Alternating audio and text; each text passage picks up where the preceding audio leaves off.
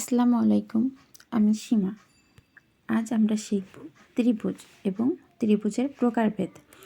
তো প্রথমে আমরা জানব ত্রিভুজ কাকে বলে বা ত্রিভুজ কি। তিনটি সরল রেখা দ্বারা আবদ্ধ চিত্রকে ত্রিভুজ বলে। এই যে আমরা এখানে দেখতে পাচ্ছি তিনটি সরল রেখা দ্বারা আবদ্ধ, 1 2 3 তিনটি সরল রেখা আবদ্ধ রেখাকে বা চিত্রকে ত্রিভুজ বলে।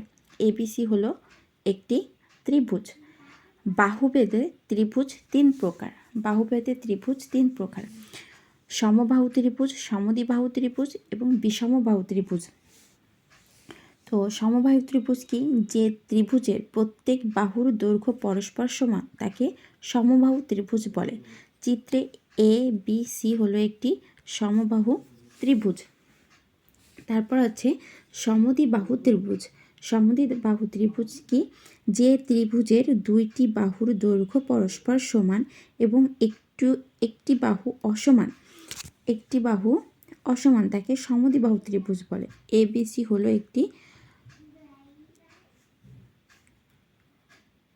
সমদ্বিবাহু ত্রিভুজ। তারপরে আছে বিষমদ্বিবাহু ত্রিভুজ। বিষমদ্বিবাহু ত্রিভুজ হলো যে ত্রিভুজের প্রত্যেকটি বাহুর দৈর্ঘ্য পরস্পর অসমান তাকে বিষমদ্বিবাহু ত্রিভুজ বলে। এ হলো বাহুভেদে ত্রিভুজ তিন প্রকার এবং কোণভেদে ত্রিভুজ তিন প্রকার। কোণভেদে ত্রিভুজ হলো সমকোণী ত্রিভুজ, সূক্ষ্মকোণী ত্রিভুজ এবং স্থূলকোণী ত্রিভুজ।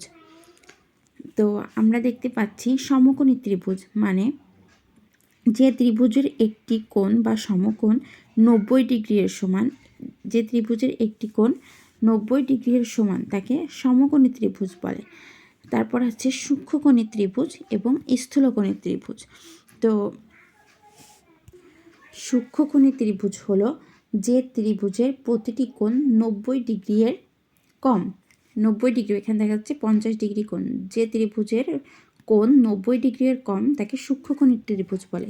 এবং স্থূলকোণী ত্রিভুজ যে ত্রিভুজের একটি কোণ 90 ডিগ্রির বেশি এবং 180 ডিগ্রির কম তাকে স্থূলকোণী ত্রিভুজ বলে। এটা হলো স্থূলকোণী ত্রিভুজ। তো আজকে আমরা ত্রিভুজ সম্পর্কে জানলাম। এই ছিল আজকের মতো। ভালো লাগলে অবশ্যই জানাবেন। আসসালামু আলাইকুম।